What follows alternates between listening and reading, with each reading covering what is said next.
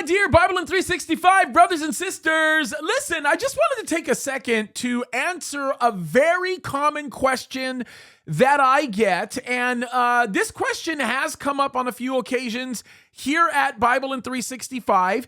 And it's actually a very good question. It comes from some real thought.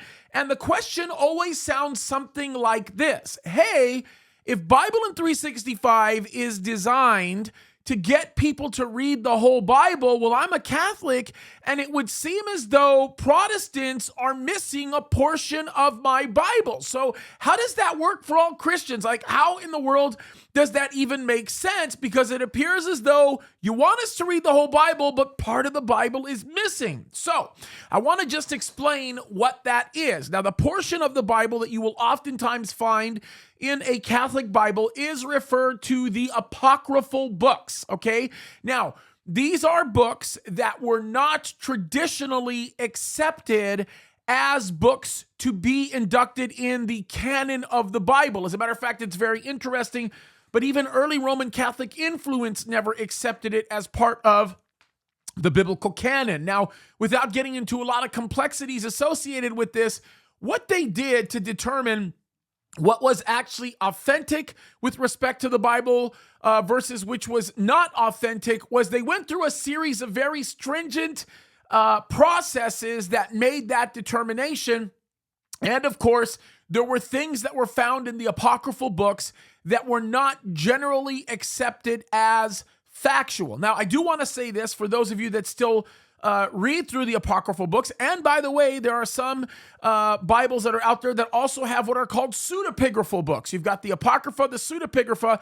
Either way, many of those books or the content of those books are not founded to be reliable or oftentimes with great contradiction. Now, there are some exceptions to this, right? For example, a lot of the information that we have regarding Judas Maccabees and the Maccabean revolt that took place in between the period of silence after Malachi and before Matthew, we can find that information, good historical information, in the Maccabees, which is part, of course, the apocryphal books. But the reality of it is those books that you find were included by the Catholic Church as sort of a part of tradition and not necessarily with a definitive understanding that that was part of the biblical canon. So the idea here is, and I know that in some cases, if you're not familiar with these theological terms, it might feel like my answer is a little over your head, but to simplify it, just understand this.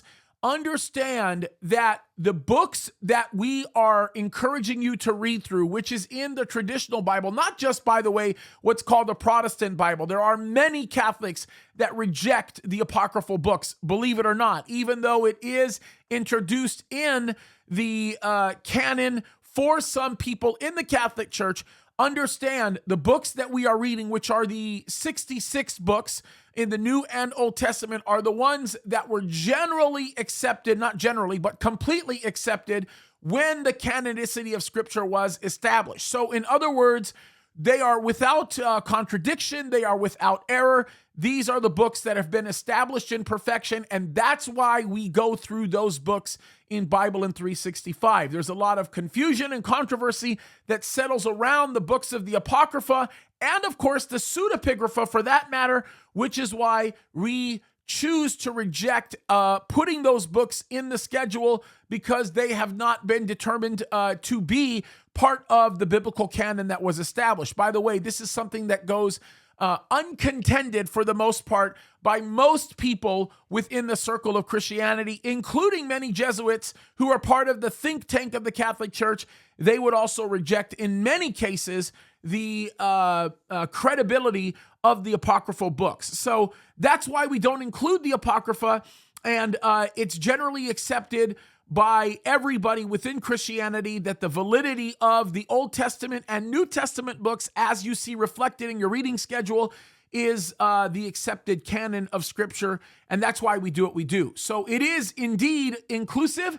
I don't ever discourage anybody from reading the apocryphal books. You just have to understand what you're dealing with, and what we may do is And I know that Erica has already talked about this, but we're going to start doing Q&As, live Q&As every month, and maybe we'll start addressing those books individually.